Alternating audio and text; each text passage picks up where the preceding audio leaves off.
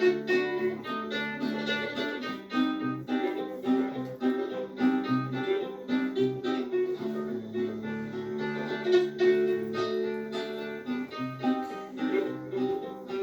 buenas noches, hermanos ecuatorianos.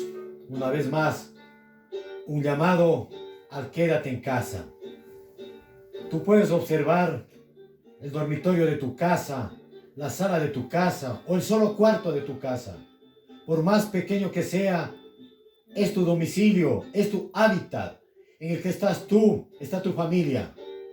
Si tú sales, serás privado de la libertad.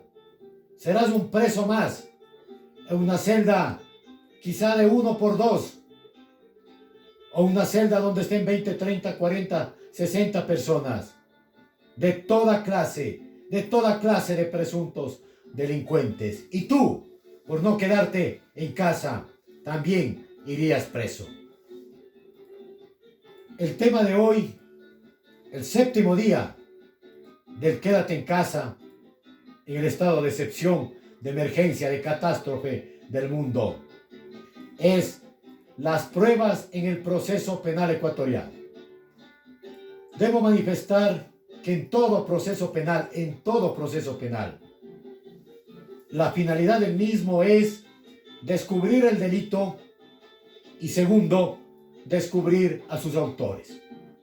El primero se le llama materialidad de la infracción, cometimiento del delito o delito simplemente. Y el segundo, los responsables son a los autores y a los cómplices. En autores hay autores intelectuales y autores materiales. Nuestra ley hoy los denomina coautores, que en definitiva vienen a ser lo mismo. Dicho esto, ¿cómo demostramos las dos circunstancias? A través de lo que denominamos las pruebas. ¿Qué son las pruebas? ¿Qué tipo de pruebas hay en el proceso penal ecuatoriano? Las pruebas no son otros que los vestigios materiales y vestigios inmateriales que deja el delito para descubrir a quienes participaron en el mismo. Y segundo, cabe señalar que cuáles son esas pruebas, cuáles son esos vestigios, qué tipos de pruebas hay. En el Ecuador ya no hay tipos de pruebas, ya no hay clases de pruebas. Hay dos circunstancias. O hay prueba o no hay prueba. La prueba es legal o la prueba es ilegal. Esto sí quiero que recuerdes de memoria. El artículo 76, numeral 4 de la Constitución de la República del Ecuador. Cuando las pruebas son actuadas en contra de la ley, en contra de la Constitución, en contra de las leyes o instrumentos internacionales, carecen de sustento legal. Por lo tanto, prueba ilegal no tiene validez alguna. Esto en concordancia con lo dispuesto en el artículo 457 del Código Orgánico Integral Penal, que se refiere a que los señores jueces deben valorar la prueba. Es decir, si es la prueba legal o es la prueba ilegal, si es una prueba pertinente o impertinente. En este sentido también debe estar muy ligado a lo que conocemos las dos tipos de doctrina sobre la prueba. La doctrina Poppi y la doctrina Dill. ¿Qué es la doctrina Poppi? Que la prueba tiene que ser pedida, ordenada, practicada, incorporada conforme a la ley, conforme a la Constitución y conforme a los instrumentos internacionales sobre la prueba y sobre el debido proceso. Y la doctrina Dill tiene que respetar la dignidad, la igualdad y la libertad probatoria. La libertad probatoria. Paso enseguida a quién corresponde la prueba, es decir, el onus probandi. El onus probandi corresponde en materia penal al fiscal. De acuerdo a lo que establece la Constitución de la República, el fiscal es quien lleva todas las etapas preprocesal y procesal penal para la investigación. Es el representante de la sociedad. Es quien debe probar, debe demostrar tanto el delito cuanto a los responsables. También el onus probandi, por supuesto, debe hacerlo la víctima a través de sus abogados, el ofendido a través de sus defensores técnicos. en tanto que las defensas penales pueden hacerlo, porque hay una figura jurídica que se llama la universalidad de la prueba. Es decir, puedes presentar, solicitar tú también como defensa las pruebas pertinentes y las pruebas legales.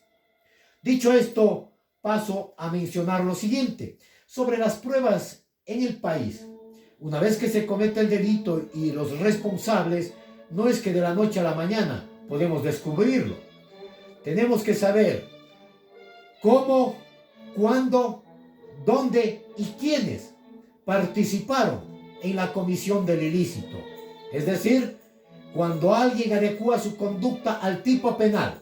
Para entendernos, cuando alguien es responsable de cometer un ilícito, tiene que responder penalmente.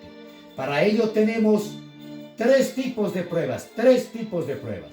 Pruebas testimoniales, pruebas materiales y pruebas instrumentales. Eso existió, existe y existirá toda la vida.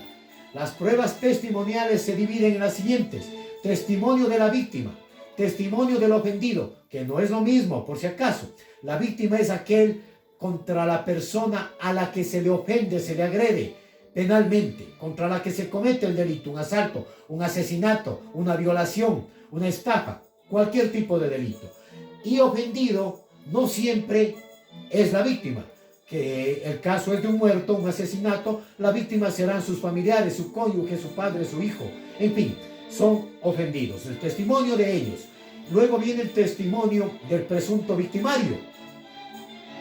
Cabe mencionar, en casos de delitos sexuales y en casos de violencia intrafamiliar, en diferentes procesos penales que van en contra de la seguridad del Estado, inclusive se recibe como testimonio urgente o los testimonios de la víctima tras de lo que se denomina la cámara de Gesell, es decir, a través de un vidrio de una cámara que se denomina de Gesell, atrás no se puede divisar, se encuentran el psicólogo con la persona que rinde el testimonio, lo que significa que nunca más podrá volver a rendir testimonio la víctima o el ofendido, en este caso de cierto tipo de delitos.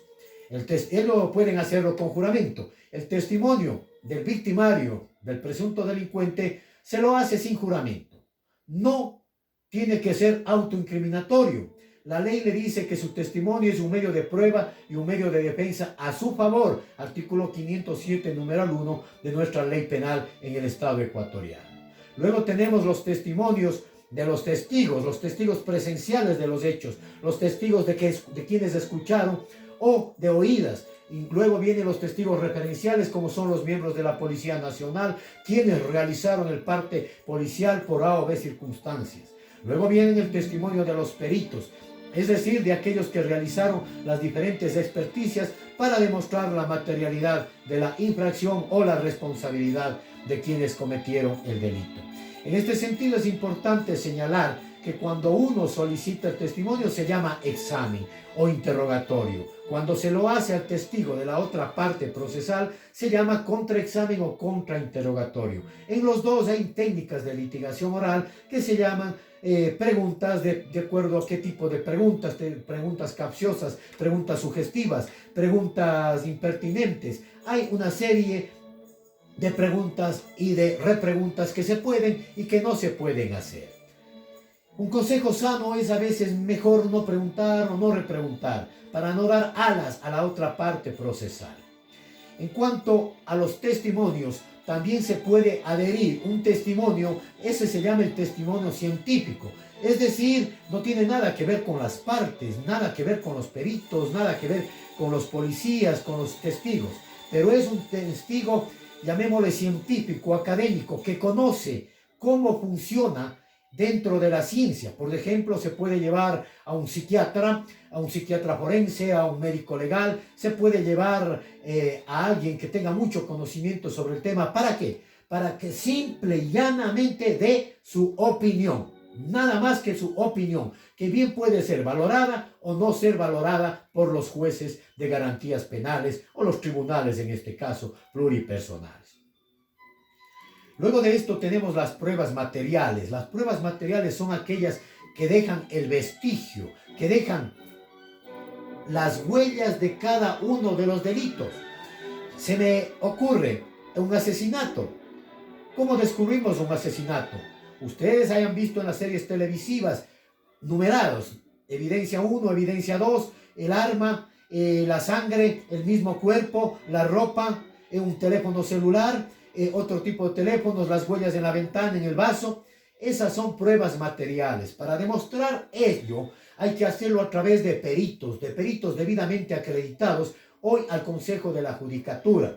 Siempre es importante manifestar y señalar que estos peritos tienen que posesionarse, aunque ahora a través de reglamento o resoluciones ya no es necesario, pero tiene que practicarlo de acuerdo a su ciencia, de acuerdo a su conocimiento. Por ejemplo, en un delito de violación sexual, de abuso sexual, tiene que comparecer, por supuesto, el médico legal, experto también en obstetricia, en ginecología, en armas. Tiene que comparecer un perito en criminalística, experto en balística.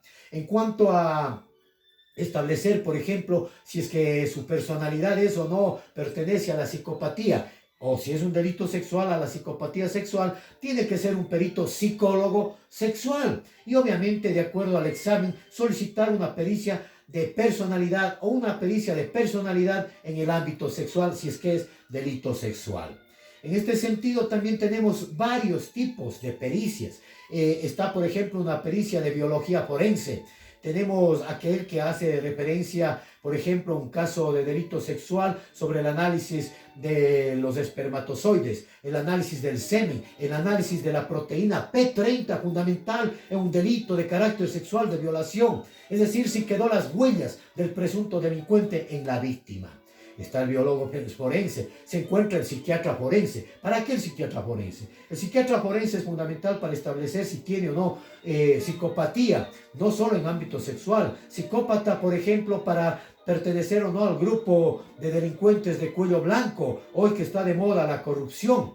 El psiquiatra nos va a decir que tiene o no tiene una mente criminal, o se presume que tiene una mente criminal. Aunque en derecho penal la presunción no funciona, funciona la certeza o el caso de más allá de la duda razonable.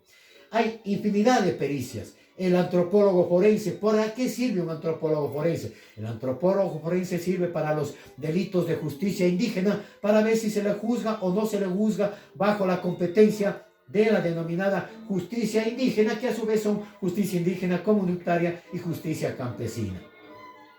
Puede ser un sociólogo forense. En fin, todas las ciencias nos aportan para demostrar el delito.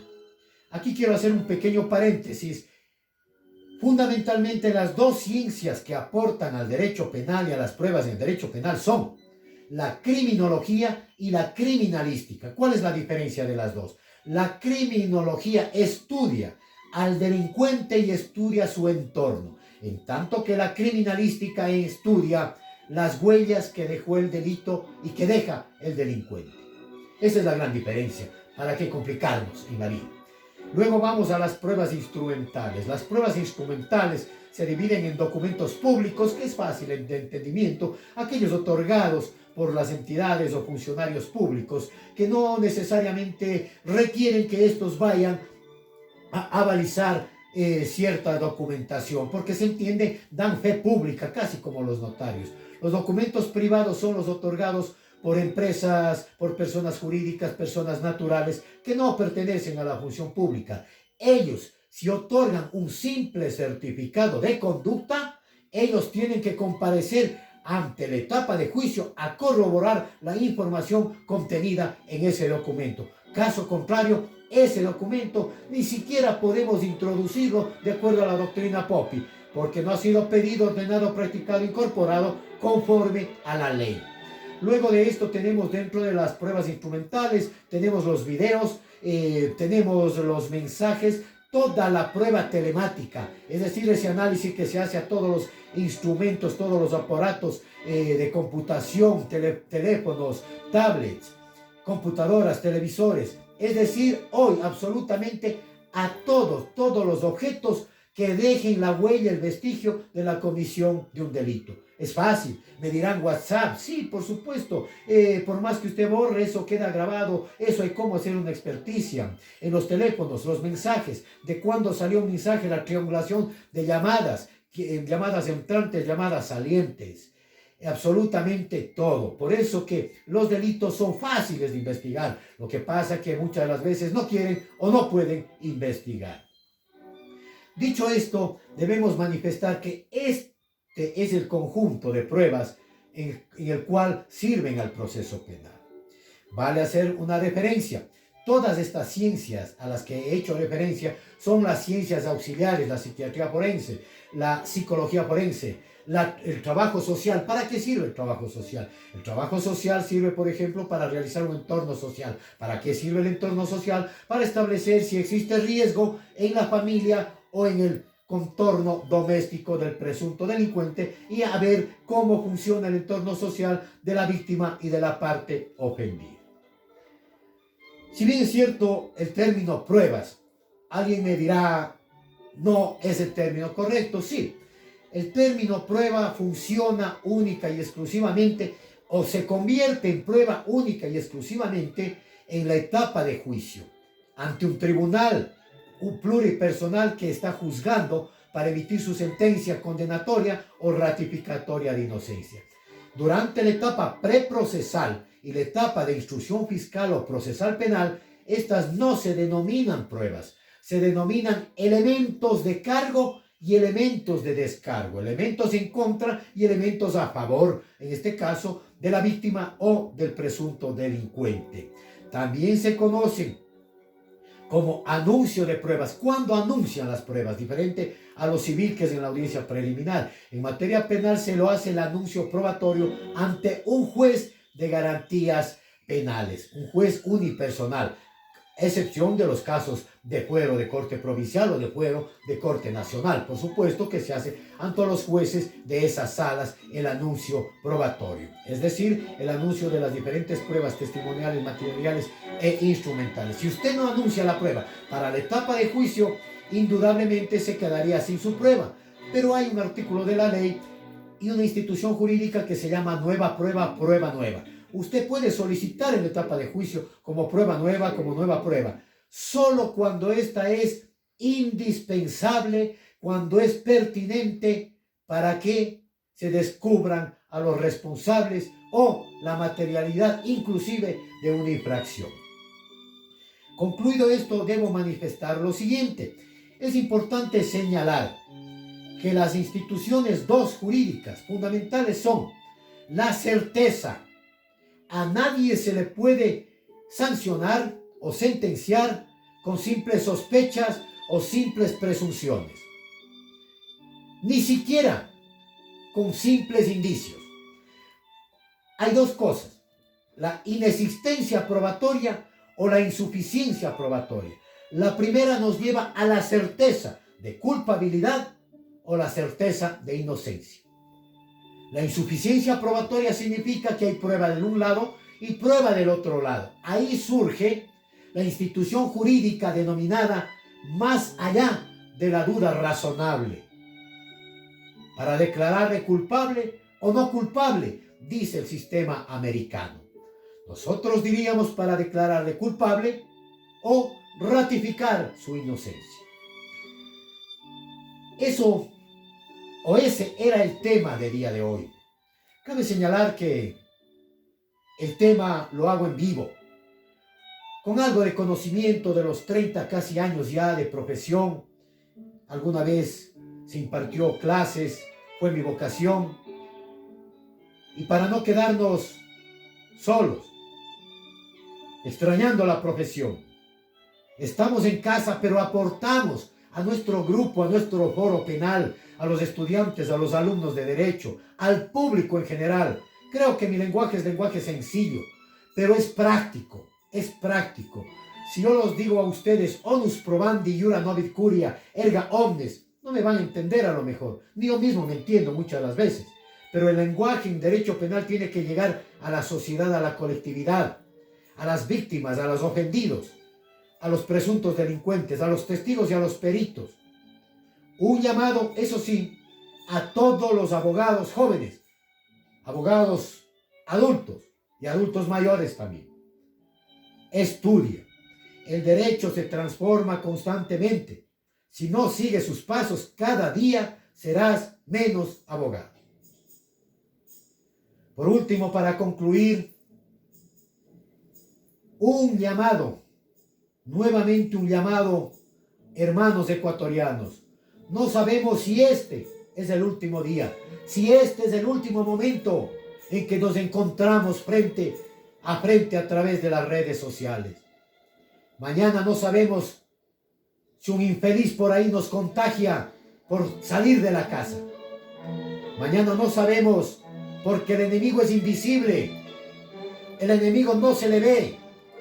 En un proceso penal sabemos quién es el que nos contradice. Yo no le digo enemigo. El que nos contradice es el fiscal o la fiscalía, la víctima o el victimario, que a la final se convierten casi en enemigos. Pero en este enemigo del mundo es un enemigo invisible. Hemos pasado y estamos pasando esta pandemia, este virus, esta guerra, pero estoy seguro que la vamos a ganar, porque somos ganadores. No debemos tener miedo de nada ni de nadie. Ese es mi llamado. Siempre bendiciones para todos ustedes.